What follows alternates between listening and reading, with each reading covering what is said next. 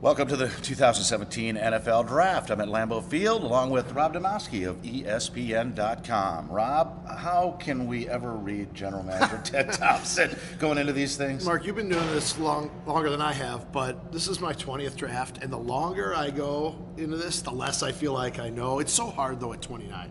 Back in 2005, when they were picking fifth, it was either A.J. Hawk or Vernon Davis. Right. I mean, it was it. It was one of, now it could be one of 10 guys.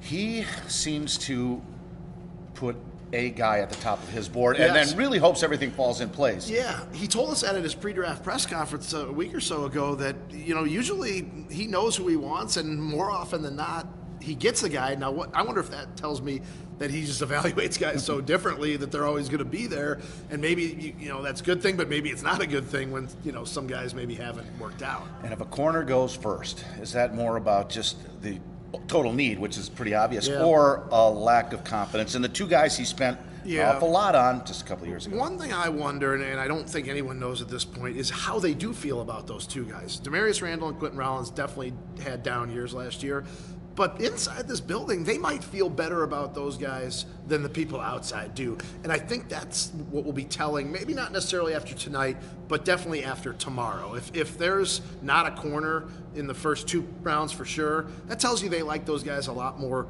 than we think they do. So I caught you on the ESPN mock draft. TJ Watt fall on your lap when you made that call? Yeah, I was kind of kicking myself because I talked to a scout after that who I said, if it's either Humphrey or Watt, who should I take? And they said Humphrey, and I took Watt.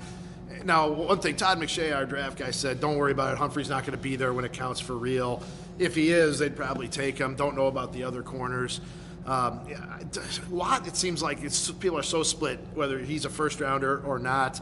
I still think there's more than one way to build improve a pass defense. It doesn't just have to be a corner. It can certainly be a pass rusher. And if there's a guy who can come in and even come close to what Clay did as a rookie, then maybe, you got to take him. Impact on D. I think that's going to be the bottom line all weekend long. Rob, thanks for the time. My pleasure.